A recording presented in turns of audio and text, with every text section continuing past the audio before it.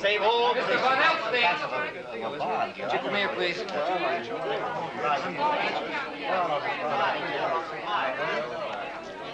You call that directing? That is what I've been calling it for 32 years. Are there values and dimensions in that scene you haven't begun to hit? Perhaps they're not the values and dimensions I wish to hit.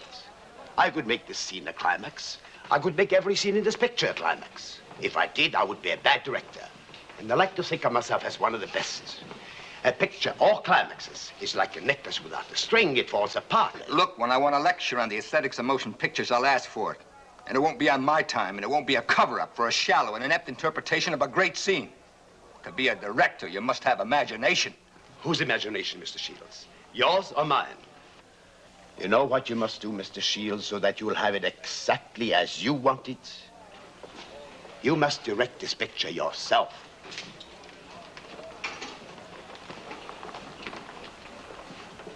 To direct a picture, a man needs humility. Do you have humility, Mr. Shields?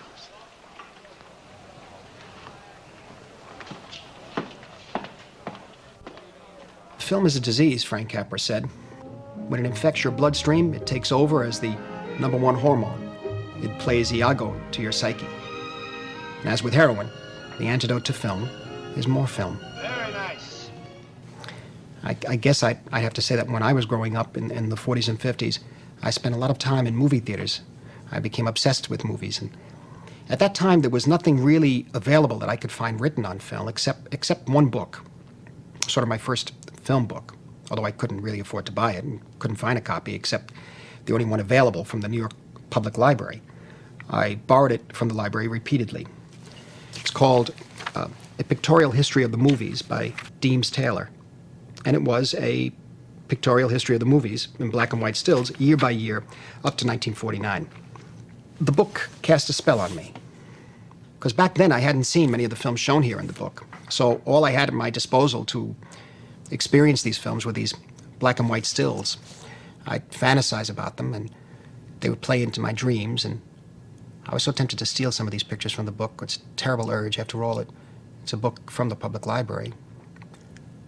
Well, I confess, once or twice I did give in to that urge. I remember quite clearly, it was 1946, and I was 4 years old. My mother took me to see King Vidor's Duel in the Sun. Now, I was fanatical about Westerns, and my father usually took me to see them, but this time my mother took me. You see, it had been condemned by the church, Lust in the Dust, they dubbed it. And so I guess she used me as an excuse to see it herself, obviously.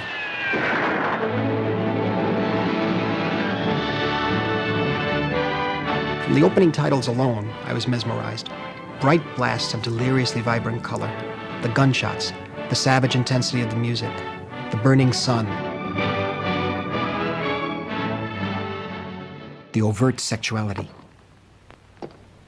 Jennifer Jones was a half-breed servant girl, and Gregory Peck was the villain, a ruthless rancher's son who seduced her. Now, for a child, it was sort of a puzzle. I mean, how could the heroine fall for the villain?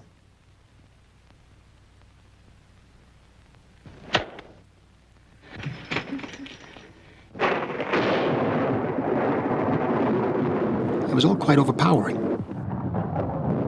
frightening, too.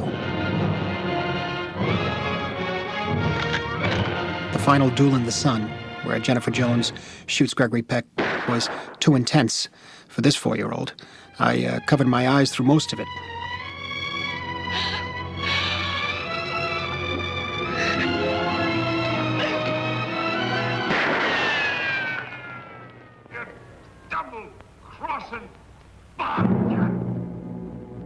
A flawed film, but nevertheless, the hallucinatory quality of the imagery has never weakened for me over the years.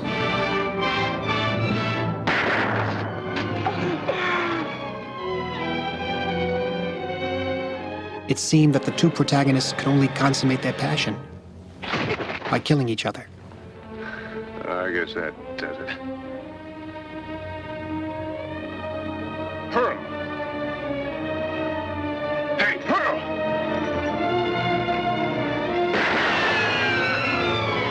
Now, I didn't know it, but in 1946, Hollywood had reached its zenith. 2 decades later, when I embraced filmmaking, the studio system had collapsed and was taken over by giant corporations. It was during the 50s that my passion for films grew and became a vocation. The movies were entering a new era, the era of The Searchers and The Girl Can't Help It, of East of Eden and Blackboard Jungle, of Bigger Than Life and Vertigo. My passion was fueled by all sorts of famous and infamous films, not necessarily the culturally correct ones, films you may never have heard of. The Naked Kiss.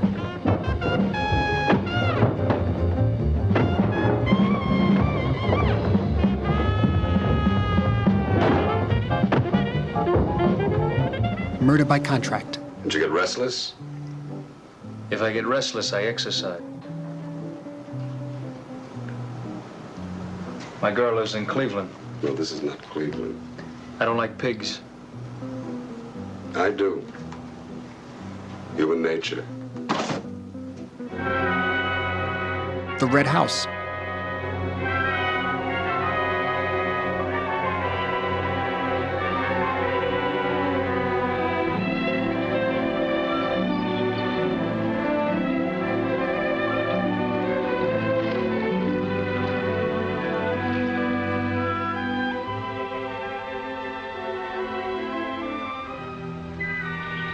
This is the way it could always be, Jeannie. We don't need anybody else.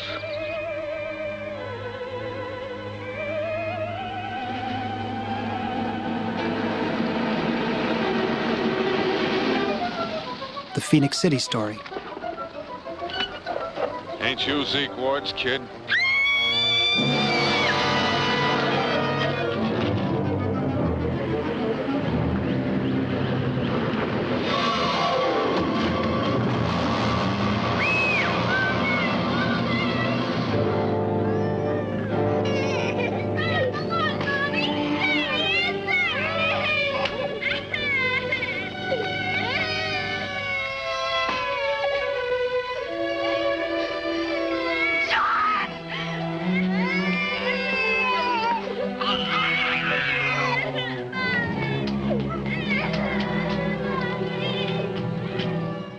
Directors that are sadly forgotten now.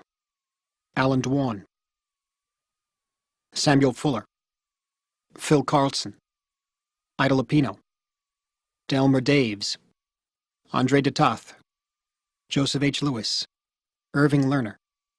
I mean, over the years, I've discovered many an obscure film, and sometimes they were more inspirational than the prestigious films that were receiving all the attention at the time. But I can only talk to you about what has moved me or intrigued me. I can't really be objective here. I mean, this is like an imaginary museum, and we just can't enter every room, unfortunately, because we just don't have the time.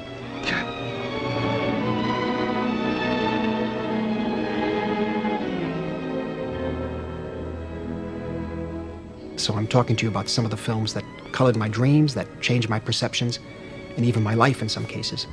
Films that prompted me, for better or for worse, to become a filmmaker myself.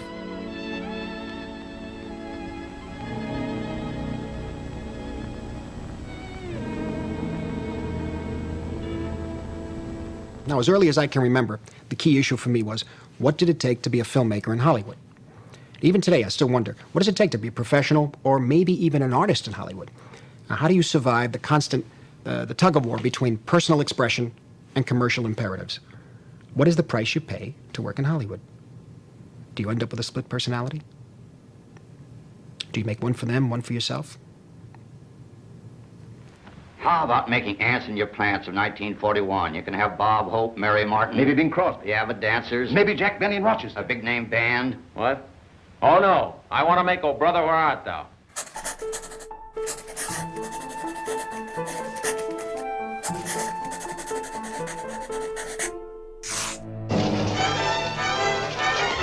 From the beginning, I saw film as a means of self-expression.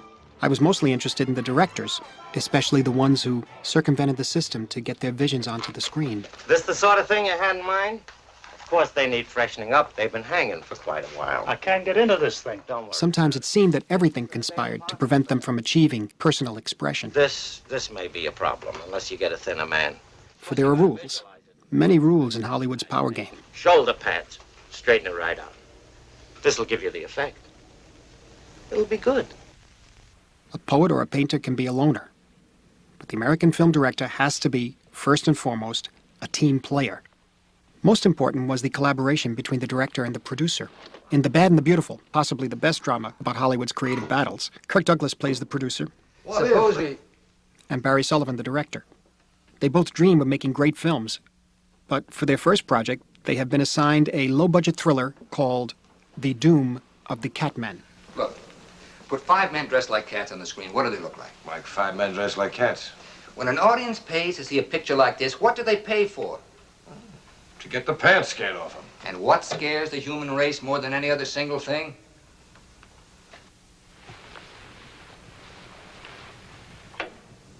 The dark. Of course. And why? Because the dark has a life of its own. In the dark, all sorts of things come alive. Suppose we never do show the Catmen. Is that what you're thinking? Exactly. No Catmen. Movies are a medium based on consensus. Now, in the old days, you dealt with moguls and major studios. Today, you have executives and giant corporations instead. But one iron rule remains true. Every decision is shaped by the money men's perception of what the audience wants. I've told you 100 times I don't want to win awards. Give me pictures that end with a kiss and black ink on the books. I'll make this picture, Harry, or I'll quit. It was a time when the producer was the key figure. I found it and I licked it. I want to produce it so much I can taste it. He chose the director, he cast the director that he thought would be right for the material which he had directed, acquired, novel, play, original, whatever, and then given the green light, then he would cast the director. That was pretty much the system when I first came into the business. Jewel in the Sun is a fascinating example. Even an old master like King Vidor, who practically put Hollywood on the map, was not necessarily calling the shots. The major creative force in the film was the producer, David O. Selznick, an obsessive perfectionist who wanted to top his greatest achievement, Gone with the Wind. The result was a kind of grandiose quality. It was a bit over the top, but to David it was great fun to exaggerate, to heighten. His all-encompassing enthusiasm galvanized everybody. That energy, that sense of playfulness, of rascality, that was Selznick. About 1 o'clock or 2 o'clock in the morning, when the actors had to go to sleep, David would settle down and rewrite the script, and we'd get different pages the next morning. That didn't always sit too well with the directors, but it was David's picture, it was his baby. King Vidor was directing, but David was overcome by his own enthusiasm at times and began more and more to direct over King's shoulder, and that created considerable tension on the set. Finally leading to the moment when King stood up and told David that he knew what he could do with the picture and walked off. David's enthusiasm overwhelmed him, and William Dieterle finished the picture. Yes, this is King Vidor. Put him on. Have you made up your mind, King? I've made up my mind, Arthur. Get yourself another boy. I'm a director, not a butcher. Somehow, Vidor survived as an on-again, off-again team player. He even worked again later with Selznick in television. Vidor was probably the most resilient of the film pioneers, one of the few who were able, time and again, to convince the moguls to let him experiment with the medium. Throughout his career, he succeeded in alternating studio assignments, pictures like The Champ and Stella Dallas, with personal projects like Hallelujah, Our Daily Bread, or this most unusual film, The Crowd. MGM's Irving Thalberg agreed to finance it because Vidor had given the studio its greatest success of the silent era, The Big Parade.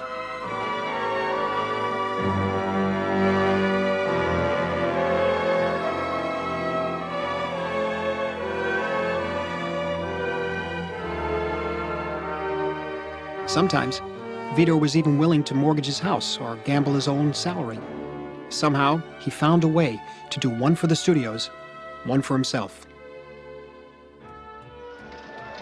Now you have to remember, the Hollywood of the classical era, the 30s and 40s, was based on a powerful, vertically integrated industry. The studios, particularly the five majors, MGM, Warner Brothers, Paramount, RKO, and Fox, controlled every phase of the process: production, distribution, even exhibition, as they owned their own chains of theaters worldwide. To produce 50 pictures a year, each studio held its stars, its writers, directors, producers, and an army of skilled technicians under long-term contracts. They even cultivated a recognizable style or a look in their films. MGM was more of a dream world, where everything was idealized and somewhat sentimentalized. And that came, I think, from L.B. Mayer. What he thought was classy. And I think probably Fox was leaned more towards, well, I wouldn't exactly say gritty realism, because they made Betty Grable musicals and ice skating pictures and all kinds of pictures. But I think the things that Zanuck is remembered for are pictures with a social conscience and done with a degree of realism that probably would not be characteristic of MGM. In those days, I could look at the picture, and if everything was in white silk, MGM. I could look at the picture, and if it's Fred Astaire, RKO, subsequently MGM. Paramount was a little bit all over the place. They did not have the decision, but they did have their own handwriting with Bing Crosby and Bob Hope, or with Martin and Lewis, and we knew exactly. We went to the same restaurants. We had our own circle. Now, if you worked at MGM, you had to adjust to the MGM style, and it was quite different from the Warner Brothers or the Paramount style. If they did not conform to the studio look, the Mavericks were reined in. Some, like Erich von Stroheim, simply refused to be harnessed, and he paid a heavy price. Buster Keaton, very freewheeling, agonized when MGM put him under the yoke of their supervising producers. His genius didn't survive the treatment. On the other hand, those who could work comfortably within the system, they thrived. They came to define their studio's style. Clarence Brown at MGM. Henry King at Fox. Raoul Walsh at Warner Brothers. They were Hollywood pros who rose from the ranks. Most of their lengthy careers were spent under one roof. Take Michael Curtiz, for example. Here he's directing The Charge of the Light Brigade. This guy made no less than 85 films for Warner Brothers, and Casablanca was his 63rd. That's an average of 3 features a year over a period of 28 years. 3 features a year. I mean, think of the incredible opportunities they were given to learn their trade and become a true professional. There were also talents who needed the discipline of the system to blossom. A perfect example was Vincent Minnelli. He knew and often acknowledged that the producer-director dynamic was crucial to the quality and success of a picture. An avant-garde Broadway choreographer, he was lured to Hollywood by producer Arthur Freed and became MGM's resident artist. For 30 years, thanks to sympathetic producers like Freed and later John Houseman, Minnelli had all of the studio's resources at his disposal. The cameras were his brushes and the sound stages his canvas. All that he hated and loved about Hollywood was distilled in the harsh story of the bad and the beautiful. The ambition, the power, the opportunism, and the betrayal. No one was spared, not even the director. Here, Barry Sullivan hears from his ruthless partner what has become of their dream project. What happened? Didn't he go for Gaucho? Go for him. He had a hemorrhage. The First time a star ever said he'd shine on a hairy pebble. Kirk Douglas's character was loosely based on several actual producers, among them David Selznick. The faraway mountain's going to be done just the way we want it. $1 million budget. Location in Veracruz. Von Elstein to direct. Gaucho, Wendy for the girl. Ance Chapman for my cameraman. Elstein to direct. Oh, you're taken care of. Harry agreed. It won't be a separate panel, but your name will be on the screen. Assistant to the producer. Thanks. Oh, Fred, you know this story better than anyone else. It's your baby. Look, I want you with me on the set all the time. You don't have to talk to Von Elstein. Any ideas you have, you tell me, and I'll tell him. Thanks again. Well, Elstein to direct. You always said he was the best in the business. Sure he is. Fred, I'd rather hurt you now than kill you off forever. You're just not ready to direct $1 million picture. But you're ready to produce $1 million picture. With Von Elstein, I am. Now, to survive, to master the creative process, each filmmaker had to develop his own strategy. Some, like Frank Capra, Cecil B. DeMille, or Alfred Hitchcock, carved a niche for themselves by excelling in a certain type of story and being identified with it. Their very name became a box office draw. A few even achieved Capra's dream and secured their name above the title. They had wonderful directors at MGM, but you never heard their name. But you heard about me. I was the enemy of the major studio. I believed in one man, one film. I believed one man should make the film. And I believed the director should be that one man. One man should do it. I didn't give a damn whom, but what the director had the most to do with it. I just couldn't accept art as a committee. I could only accept art as the extension of an individual.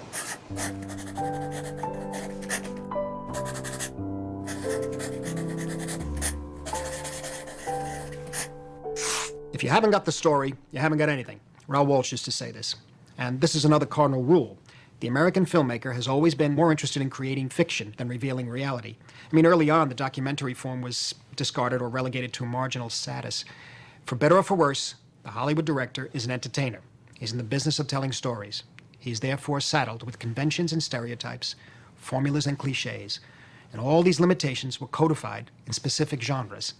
This was the very foundation of the studio system. Audiences loved genre pictures, and the old masters never seemed reluctant to supply them. When John Ford rose in the middle of a tempestuous meeting at the Directors Guild of America in 1950 and introduced himself, this is what he said. He said, "My name is John Ford, and I make westerns." He was not referring to his more honored pictures, such as The Informer, or The Grapes of Wrath, or How Green Was My Valley, or The Quiet Man. I mean, the westerns were what he was most proud of. Or so he may have wanted us to believe. Eventually, film genres would serve to organize assembly line production.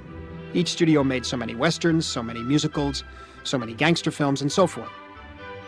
Edwin S. Porter's The Great Train Robbery.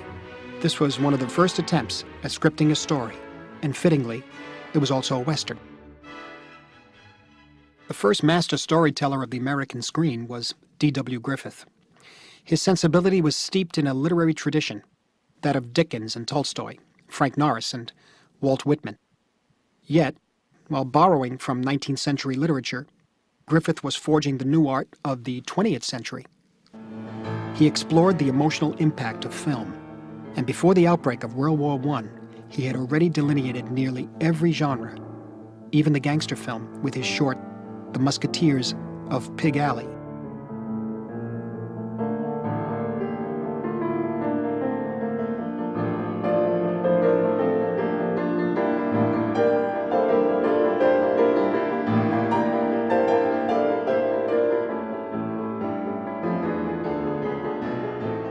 Any minute now, it may be curtains for Roy Earl. Genres were never rigid. Creative filmmakers kept stretching their boundaries. This was a classical art, where personal expression was stimulated rather than inhibited by discipline. Take Raoul Walsh, the most gifted apprentice and disciple of Griffith. What's the idea, you? Get back where you belong. His strongest films were variations on a few themes and characters. The figure of the sympathetic outlaw, for instance, a rebel in the tradition of Jesse James, inspired him time and again. In High Sierra, you didn't root for the police and the ordinary citizens. You rooted for the gangster. We don't want and you knew he was doomed when he became separated from the only person who cared about him, his tarnished angel, Ida Lupino. Oh, be smart. Just yell up to him and tell him to put his gun away and come down. Otherwise, we'll get him sure.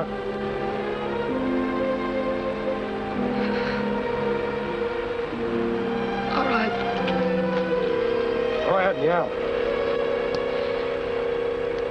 No, I won't. What's that? I won't, I tell you. We'll get him then. He's gonna die anyway. He'd rather it was this way. Go on, kill him, all of you. Kill him, kill him. Come down, it's your last chance. Come and get me. There's plenty of you down there. At the end of his memoirs, Walsh quotes Shakespeare, his constant inspiration. Each man in his time plays many parts.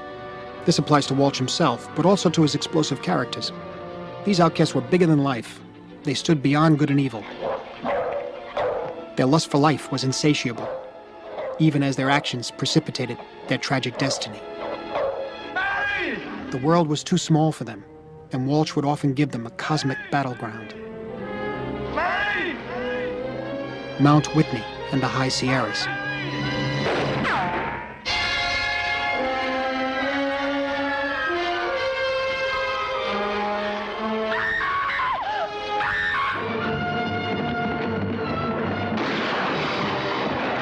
8 years later, Walsh filmed the same story as a Western, Colorado Territory.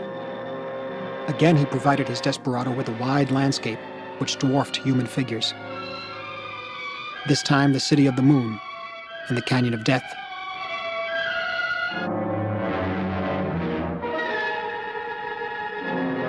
Hey, McQueen!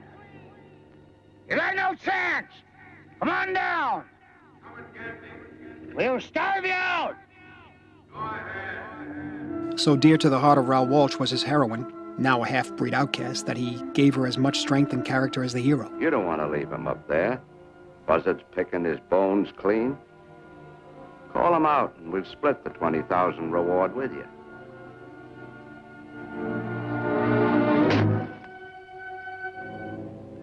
You might even sense a mystical dimension at the end of the film that clearly transcended any genre limitation.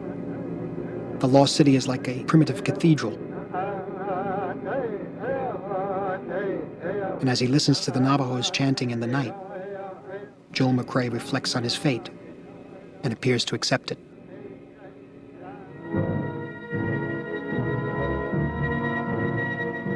Wes!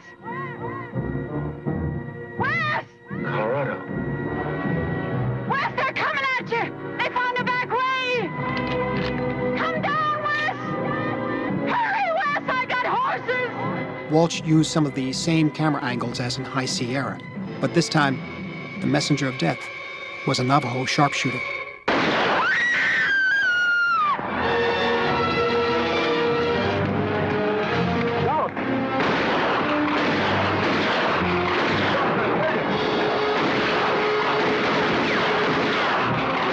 And in Colorado Territory, the tragedy was complete. Both protagonists were doomed. Now, to me, the most interesting of these classic genres are the indigenous ones. The Western, which was born on the frontier. The gangster film, which was originated on the East Coast cities. And the musical, which was spawned by Broadway. They remind me of jazz. They allowed for endless, increasingly complex, sometimes perverse variations. And when these variations were played by the masters, they reflected the changing times. They gave you fascinating insights into American culture and the American psyche.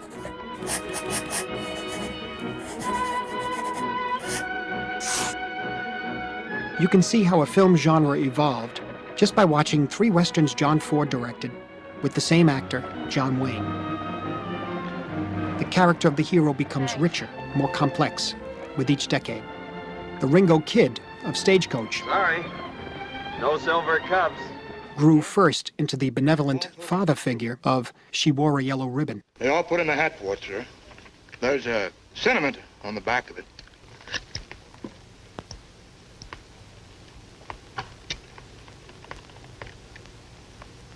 To Captain Brittles from Sea Troop.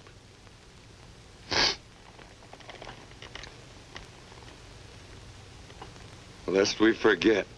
Now watch Ford transform John Wayne into the misfit of the searchers. Ethan Edwards returns from years of wandering to discover that his loved ones have been massacred by the Indians. Another one, huh? John Wayne's heroic persona has turned dark and obsessive. The physical death of the Indian is not enough. Ethan wants to ensure his spiritual death as well. This has come a long way before he died, Captain. Well, Ethan, there's another one you can score up for your brother. Jorgensen! Why don't you finish the job?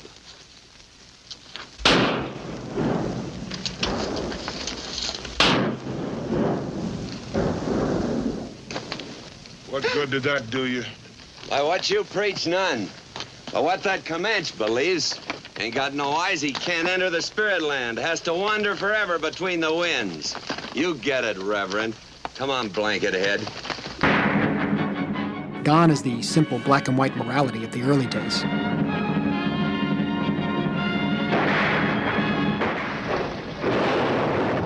Gone are the old-fashioned values of the seasoned cavalry officer.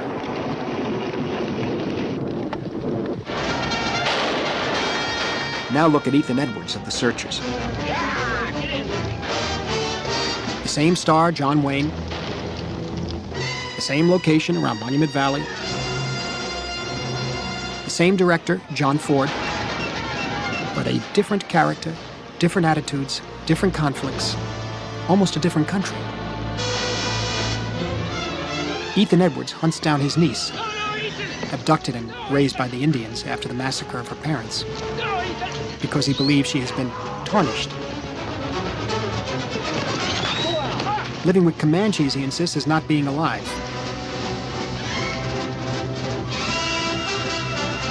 Ethan Edwards is actually the most frightening character in the film. After years of searching, when he finally finds Natalie Wood, you don't know whether he's going to kill her or save her. No, Ethan! No!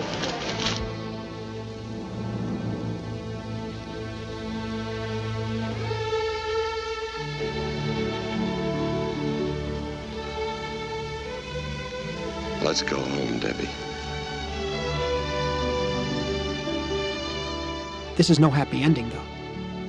There is no home, no family waiting for Ethan.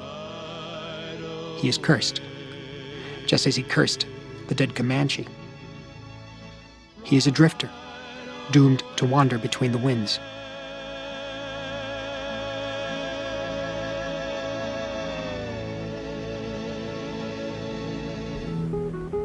The Western also allowed for elaborate psychological and even Freudian dramas. Well, Patron. Hang him.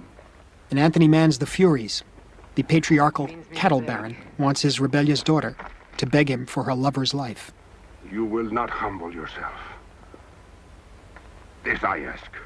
While John Ford only alluded to the dark side, Anthony Mann dwelled in it. The proud Mexican chooses to die rather than allow his woman to humiliate herself. Mas líbranos de todo mal. Amen. The Furies could have been a Greek tragedy. The powerful story, written by Niven Bush, who was also the author of Duel in the Sun, was actually inspired by Dostoevsky's novel, The Idiot. One.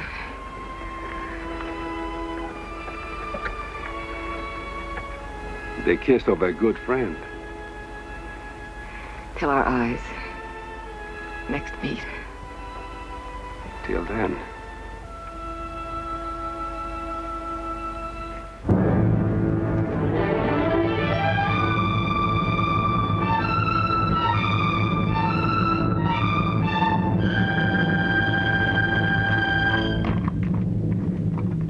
Tears about it to see someone you love hurt, doesn't it? Do you want me to beg? Do you want me on my knees to you for his life? I'd hang him anyway. That's what he said. He did, eh? He always was smart. But you're not. You're old and you're getting foolish and you've made a mistake. It's me you should have hung. Because now I hate you in the way I didn't know a human could hate. Take a good long look at me, T.C. You won't see me again until the day I take your world away from you. Nos libramos de todo mal. Juanito. Juanito! Juanito! The mythology of the frontier, of a land in perpetual expansion, has given way to greed, vengeance, megalomania, sadistic violence. Anthony Mann's brooding heroes were no saints. Seeking revenge was their obsession, an obsession that would consume and nearly destroy them. Even James Stewart, the all-American hero of Frank Capra's fables, succumbed to outbursts of savage violence. In The Naked Spur, you see him reel in his dead prey. He has become a bounty hunter in order to buy back the ranch stolen from him while he was away fighting in the Civil War. Cut him loose, Howie! I'm taking him back! This is what I came after, and now I got it! No partners like I started! He's gonna pay for my land! It's not dead if you take him back! They're dead! Finished! He'll never be dead for you! I don't care anything about that. The money, that's all I care about. That's all I've ever cared about. Roy, he called the turn. He said, face up to it. All right, that's what I'm doing. That's what I'm doing. Maybe I don't fit your ideas of me, but that's the way I am. Jeff! Hey, Hank! You all drop your guns and come on down. Bud Boetticher explored the bare essentials of the genre. His style was as simple as his impassive heroes. Mr. Coach, let me see your hands, please. Deceptively simple. Put them out there! The archetypes of the genre were distilled to the point of abstraction. Bullfighting had been Boetticher's first vocation. The choreography of basic human passions was his forte. What did you do with Hank? Who's he? The station man here. He's over yonder in the well.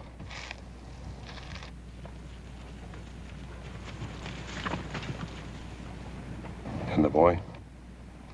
He's with him. In the 7 westerns he made with Randolph Scott, Boetticher always gave precedence to character over action. Look, you let us go and we'll never breathe a word about this. I know you won't. You go along with what he said about what's happened here? If I said yes, you wouldn't believe me. Yeah, it's dumb even talking about it, even. Each adventure was a poker game, and the player's complex moves were more important than the avowed goal. You know what's going to happen to you? I think so. You scared? Yeah. Well, you're honest about it, I say that for you. Ouch! Pour yourself a cup of coffee. In the power play, the hero and the villain were complementary figures. They shared the same loneliness, the same dreams, and even the same ethical code. Have a seat. Over there. Somehow, the gentleman and the desperado were fascinated by each other. You got a wife up on your place, Brandon? No. Should have. Ain't right for a man to be alone. They say that. Well, I ought to know. You cook good coffee. Brendan. Talk. What about? Your place. What's it like? It's not much, not yet anyway. You got stock on it? Some. Work the ground? I plan to. Yeah. I'm gonna have me a place someday. I thought about it a lot. You figure you'll get it this way? Well, sometimes you don't have a choice. Don't you? Now look, Brendan. Frank!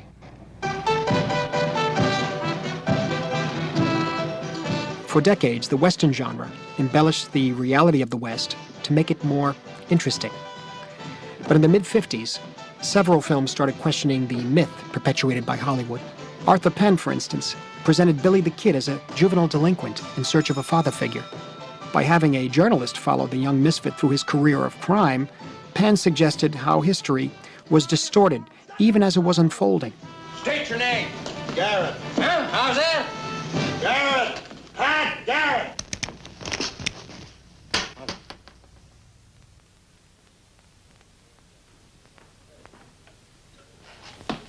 Little case of the quick jump. Somebody gonna get his head clipped off. Paul Newman portrayed Billy as a suicidal anti-hero who sought his own death. So now you help me.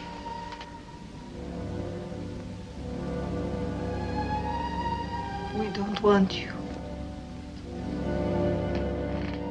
Neither a vicious killer nor a sympathetic outlaw, Billy was a rebel without a cause. You help me.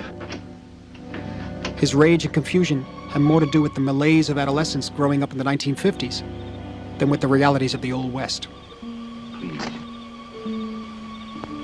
Billy, don't go for your gun. Keep your hands away from your sides. I don't want to kill you. He's here. Billy, come to me.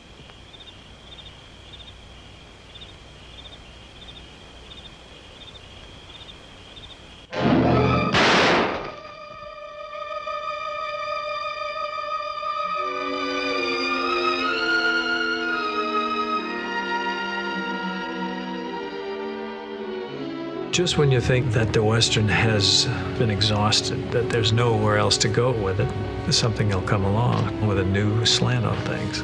It's very exciting when that happens. Well, Unforgiven is a good example of what I mean when you can address a situation. There's a lot of concern in society today about violence and gunplay, and that film, even though it takes place in 1880, it addresses that now. That in order when you are a perpetrator of violence and you get involved in that sort of thing, you rob your soul as well as the person you're committing a violent act against. In Unforgiven, Eastwood plays a professional killer who has tried to reform and become a farmer. Physically and mentally scarred, he's haunted by his dark and violent past. Judgment Night comes after his best friend has been tortured to death by Sheriff Gene Hackman. There's no glamour in killing anymore. The lawman behaves as badly as the renegade. They are both former gunslingers who've shot people in the back or when they were unarmed. Who's the fella who owns this shithole? I own this establishment. Bought it from Greeley for $1,000. You better clear out of there. Yes, sir. Just hold it right there. Hold it!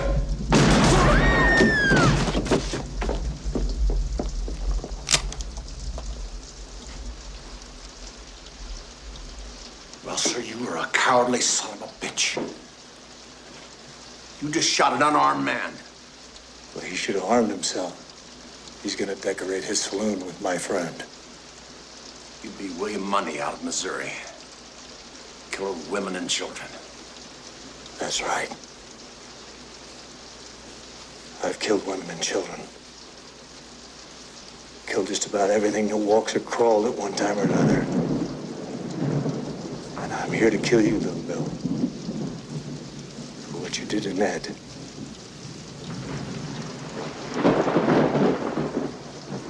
Boys better move away. Well, I've always felt that the Western movie is one of the few art forms that Americans can lay claim to. Americans are somewhat masochistic, I must say, about that, because sometimes they can be very blasé about their own art forms, because it doesn't, the grass is always greener, you know. It's easy to look elsewhere when sometimes great art can be right in front of you. Of course, most American directors never claimed to be artists. They prided themselves on appearing blasé. Holding one's cards close to the vest was a survival strategy. Even an old master like John Ford, it seems, had to wear a mask. Watch how he plays the tight-lipped pro in front of Peter Bogdanovich's camera. Take one. If more than one take, will there? Shoot. Mr. Ford, I've noticed that that your view of the West has become increasingly sad and melancholy over the years. I'm comparing, for instance, Wagon Master to The Man Who Shot Liberty Valance. Have you been aware of that change in mood? No. Now that I've pointed out, is there anything you'd like to say about it? I don't know what you're talking about. can I ask you what particular element about the Western appealed to you from the beginning? I wouldn't know. Would you agree that the point of Fort Apache was that the tradition of the Army was more important than one individual? Cut.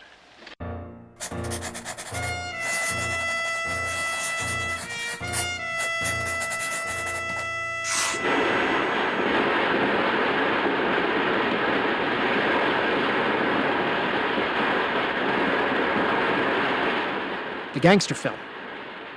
Another rich genre which allowed filmmakers to dwell on America's fascination with violence and lawlessness. Only a cold, Chuck. Hey, Tom, wait a minute. What happened? Oh, nothing. I just got burned up, that's all.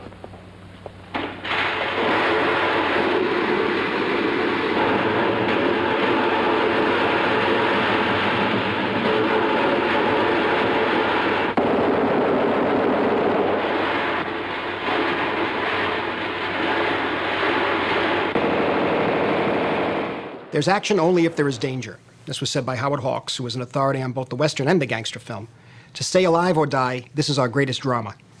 Now, the gangster film predates World War I, as with Griffith's Musketeers of Pig Alley or Raoul Walsh's picture in 1915 called Regeneration, which was shot on location on New York's Lower East Side. Gangsters then were viewed as the victims of a depressed environment. Neighborhood kids growing up on the mean streets.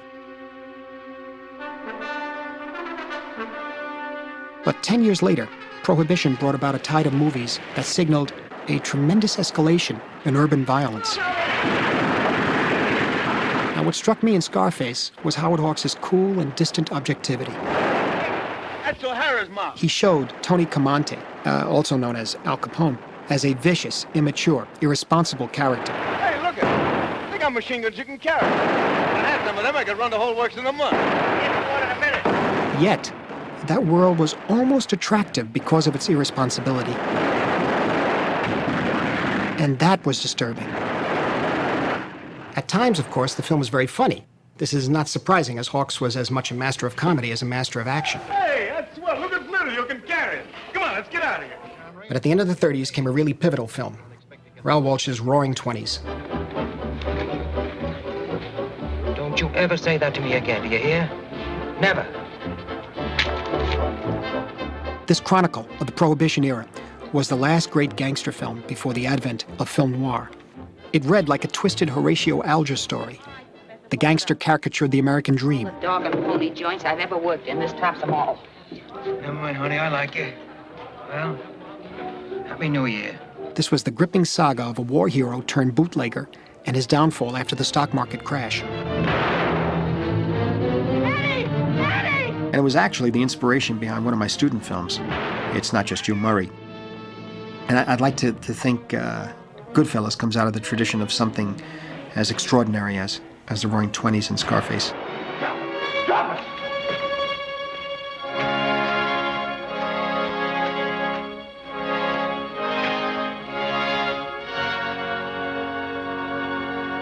Daddy! The gangster had now become a tragic figure.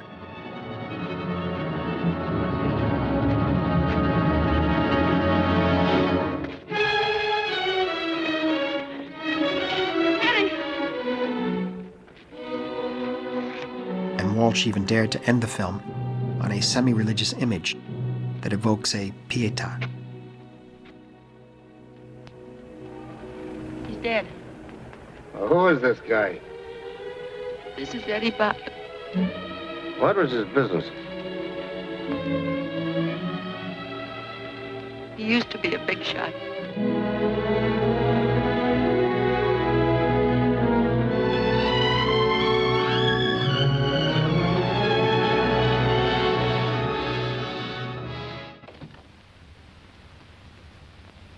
After World War II, the gangster turned into a businessman.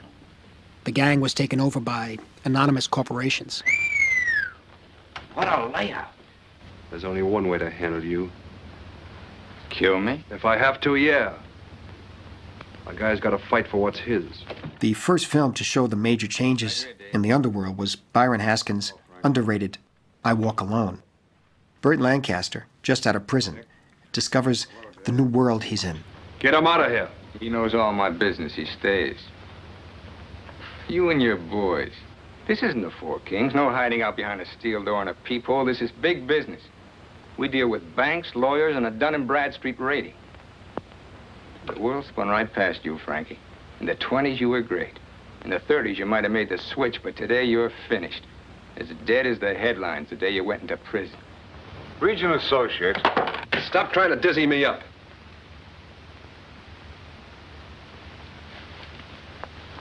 Here. Now, I want simple answers, Dave. No diagrams. Dink's got the full say around here, right? Yes. Okay, then. Except that it's revocable by a vote of the board of directors of Region Associates. Stop the double talk. I'm sorry, Frankie. Just what does Dink own? In which corporation? Some films, notably Abraham Polanski's Force of Evil, went even further and painted the whole society as corrupt. The Face of John Garfield, a lawyer for the mob, was a landscape of moral conflicts. People can be made to talk. Was my phone talking too? The social body itself was sick. The system's violence became the issue, rather than individual violence. You saw a corrupt world implode before your eyes. Leo, I arranged with Tucker for you to quit tonight. I'll pay off your investments. I don't want it, Joe. The money I made in this rotten business is no good for me, Joe. I don't want it back. The money has no moral opinions. I find I have, Joe. I find I have. The car was put Abraham Polanski's dialogue was unusually poetic. I'm glad you called me, Freddie. I'm glad you thought it over to listen to me. To calm down and listen to me so I can help you. Coffee. Please, Mr. Morse. All I want is to quit. That's all, nothing else. They won't let me quit, and I want to quit. I'll die if I don't quit. I'm a man with heart trouble. I die almost every day myself. That's the way I live. It's a silly habit. You know, sometimes you feel as though you're dying. Here. And here. Here. You're dying while you're breathing.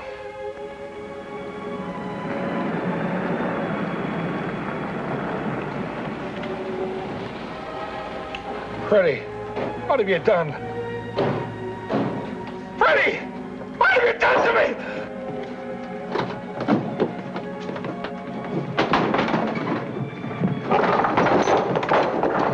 Take it easy, Pop. You're quick with us, Pop. Come on. Come on. It can't take all night. Stand up and walk. Stop him. Stop him. He knows. Kill him. Kill him. He knows me.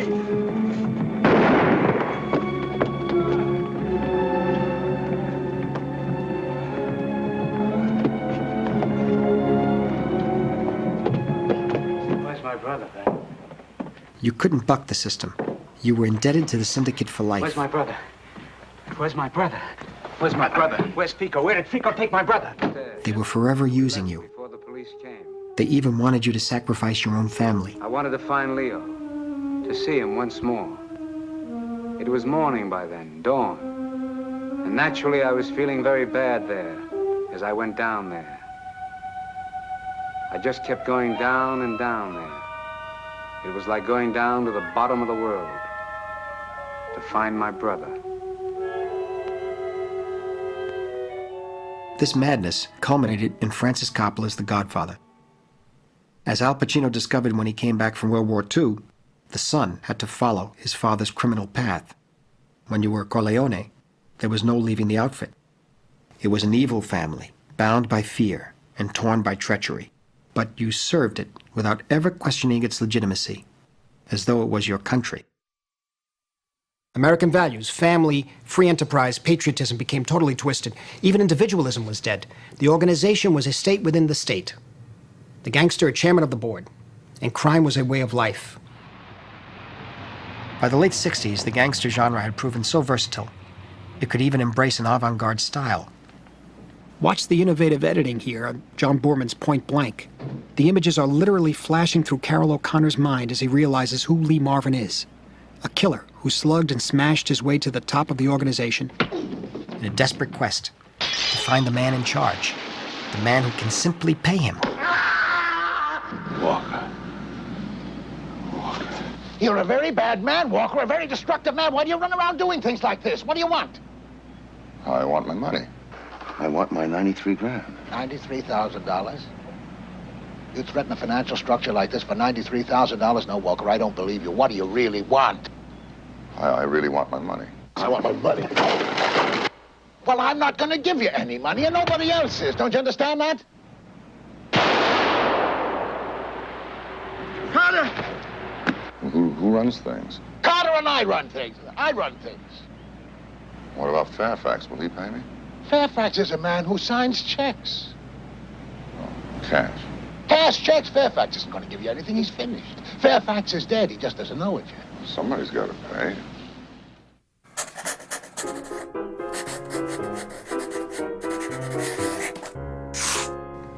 Now, parallel to the gangster film was the rise of a very different genre, the musical. An interesting coincidence. The harshness of the times, the Depression, colored this most escapist of all film genres. With Busby Berkeley, the genre came into its own. A former dance instructor, Berkeley was the first to realize that a movie musical was totally different from a staged musical. On film, everything was seen through one eye, the camera. In designing his production numbers, he would therefore rely on unusual camera movements and angles. The camera itself would partake in the choreography. Berkeley's ballets could not have existed outside of the movies. They were pure cinematic creations.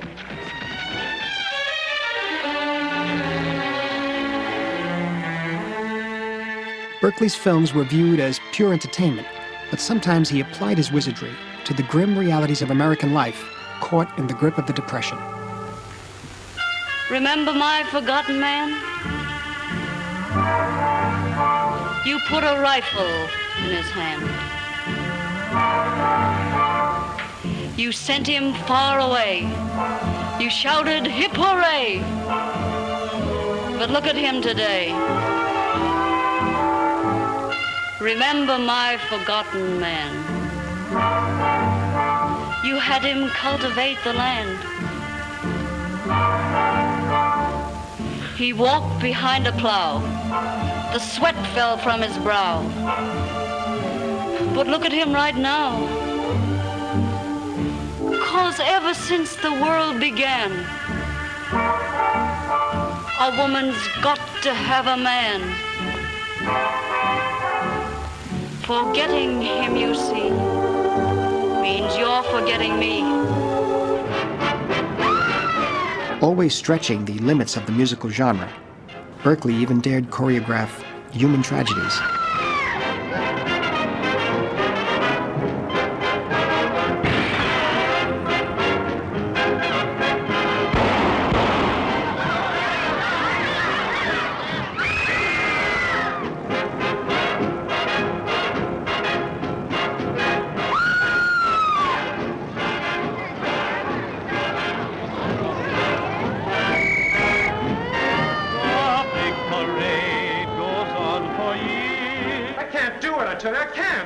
Berkeley's early musicals at Warner Brothers offered backstage stories whose pacing was not unlike that of the gangster film. Amateur league on crutches. I'm too nervous. Get on, can't do it. They were dominated by the figure of the crazed, manic, often embittered Broadway producer. What do you want to do, boss?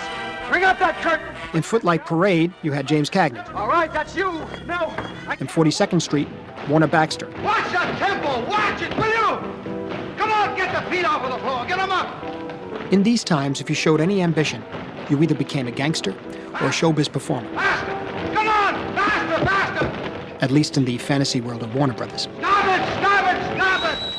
It's brutal! Oh! May I remind you that Pretty Lady's out-of-town opening is not far away? It's been advertised as a musical comedy with dancing! If it isn't asking too much, will you please show me a little? Come on, ready, Jerry? Get into it now, come on! Broadway offered a metaphor for a desperate, shattered country. Director or chorus girl, your life depended on the show's success.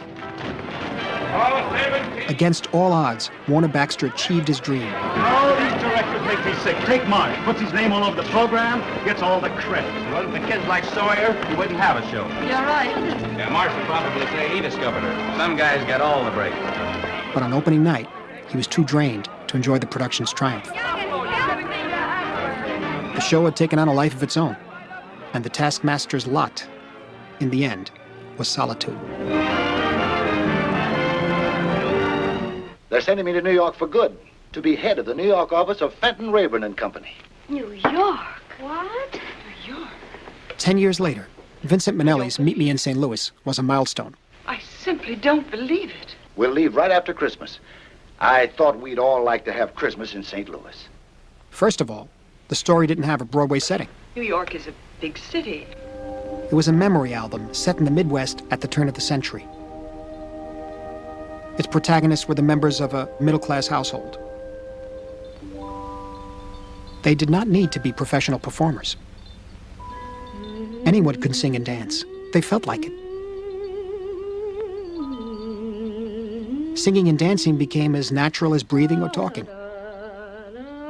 Also, the tunes were designed to further the plot and reveal the characters.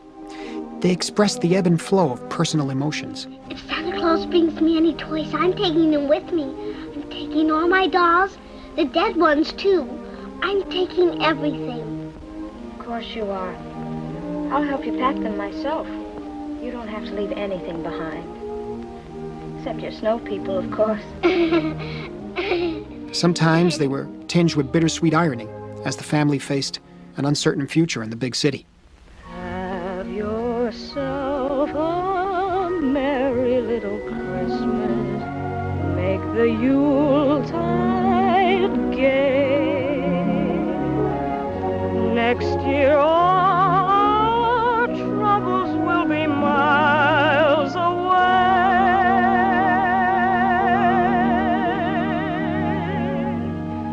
Oh, have yourself a merry little Christmas now. Tony.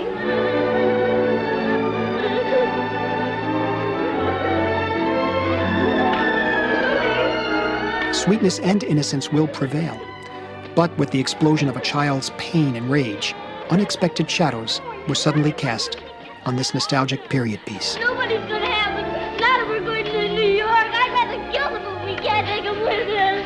Tony, darling, don't cry. You can build other snow people in New York. You can't do anything like you do in St. Louis. Oh, no, darling, you're wrong. The rabbit hunters have his private carrot patch surrounded, and they're closing in. Ah, and what's that sticking up over that bush? Are you my daddy? It's, No, I'm just your Uncle Doug. Oh. In the mid-40s, something interesting happened. Hey, fellas, can I come in? Darker currents seeped into the musical, as they had in the Western and the gangster film.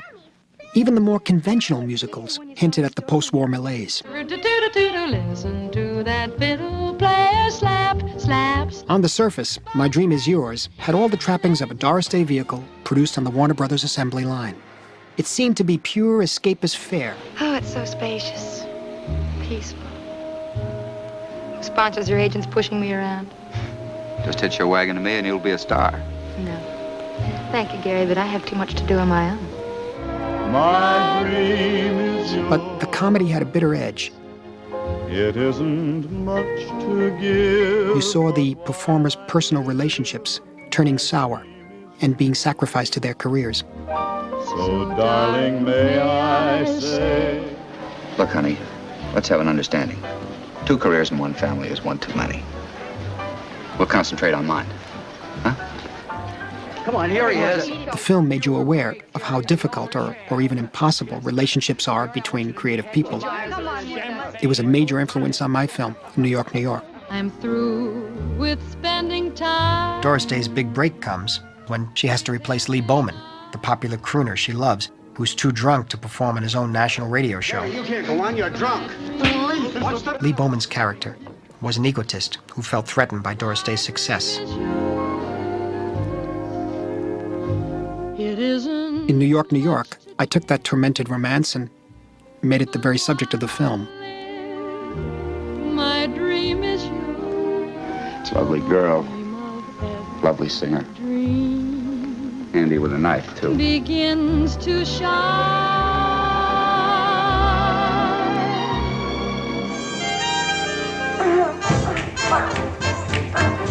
The pinnacle of the musical was reached in the early 50s.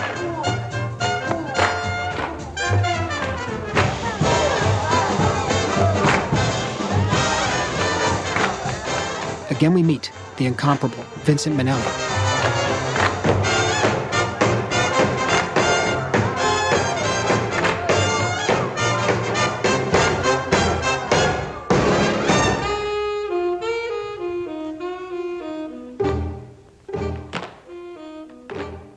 Look at the Bandwagon's final production number, The Girl Hunt Ballet.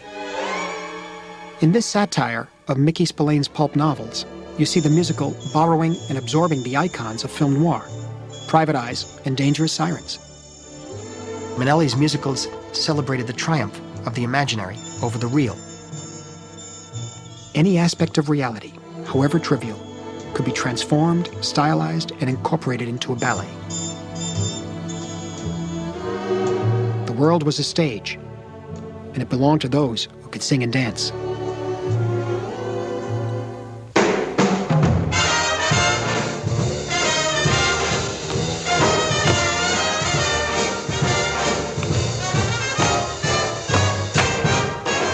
MGM was then the magic factory where producer Arthur Freed nurtured such classics as On the Town, An American in Paris, Singin' in the Rain, It's Always Fair Weather, and of course, The Bandwagon.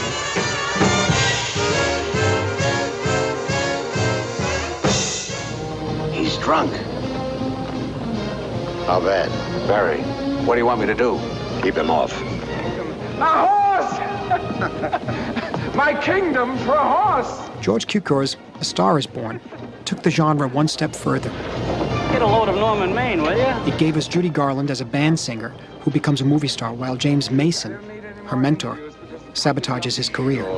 But just a few, I promise the boys. Thank you. Hands up. Actually, the story had been brought to the screen twice before in a non-musical form. The show must go on. That is the performer's first commandment. But Mason's Norman Maine couldn't take it anymore. That does it, just a few more. That does it. But you got plenty of time. Yeah. All right. He was trapped in the cruel world of make-believe. I'm sorry, gentlemen, no time. He couldn't even bear to look at himself. Are you trying to stop me? Are you trying to stop me going on? Is that it? These broken mirrors were the first step toward self-destruction. You want a love that's truly true, you gotta have me go with you. You gotta have me. Why the hold out and me have you sold out? Time you woke up, time you spoke up. This line I've had in you is not a handout. And the team we need stand up. You wanna live high. This was not a musical comedy. This was a musical drama about the sad ironies of show business. Why the hold out? Have you sold out? Time you woke up, time you spoke up. Ooh, you gotta have me go with you. Why the hold out? Have you sold out? Time you woke up, time you spoke up. This line I had in you is not a handout. As a team we'd be a stand-up. You wanna live high on a dime. You wanna have two hearts that fly. Gotta have me go with you all the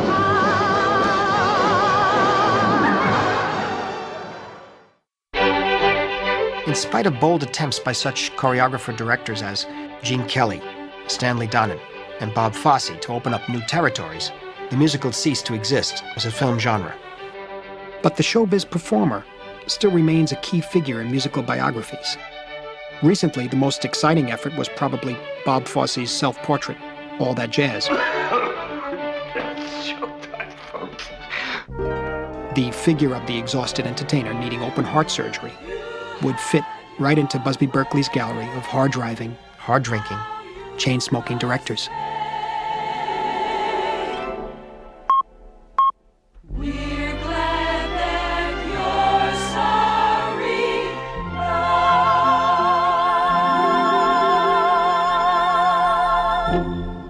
Cut!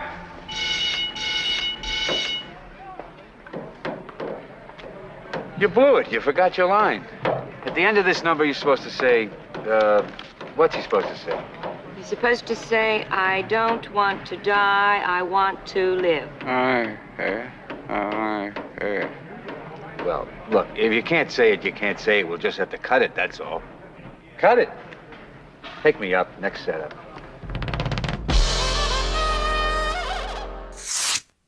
Of course, it's not enough for American directors to be just storytellers. So as we continue our journey in parts 2 and 3, I'd like to show you how I think they need also to be illusionists, sometimes smugglers, and even at times iconoclasts. That is, if they intend to express their own personal vision.